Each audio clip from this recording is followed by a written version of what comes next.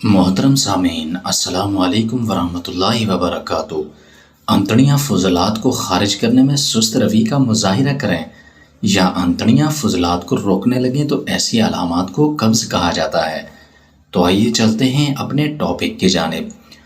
قبض ہو جانے سے قوت ہاضمہ اور بھوک میں کمی ہونے لگتی ہے۔ پیٹ میں گیس بھرنے اور جمع ہو جانے سے طبیعت میں عجیب گرانی سی پیدا ہو کر اضطرابی کیفیت پیدا ہو جاتی ہے۔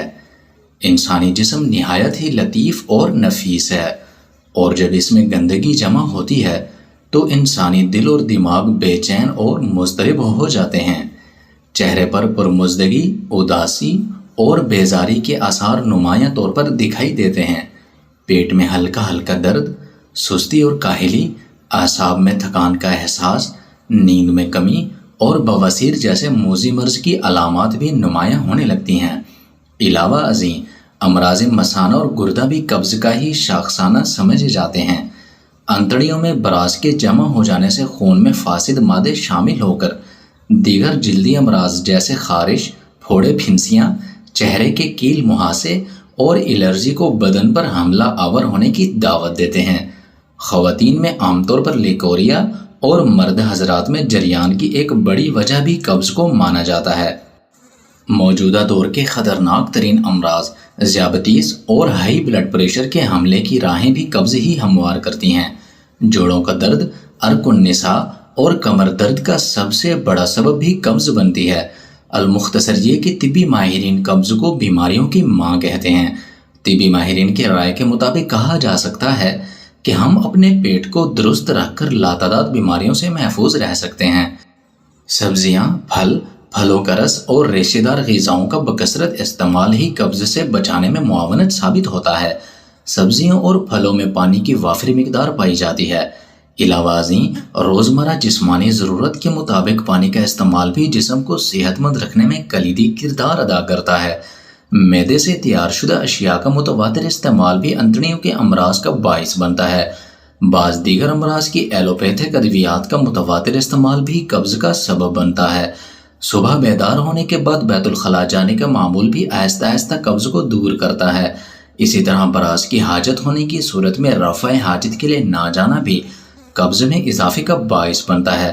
زیادہ دیر تک متواتر ایک نشست میں بیٹھنا، پانی کا کم استعمال کرنا، چائے اور سگریٹ نوشی کی کثرت اور شراب نوشی کی علت بھی قبض جیسے موذی مرض کا سبب بنتے ہیں۔ قبض سے چھٹکارے کا آسان اور سہل ذریعہ ورزش ہے۔ سبزیوں اور پھلوں میں قدرتی طور پر پانی کی مقدار زیادہ پائی جاتی ہے۔ قبض میں مبتلا افراد کو چاہیے کہ وہ سبزیوں کی سلاد کو اپنے کھانے کا لازمی حصہ بنائیں۔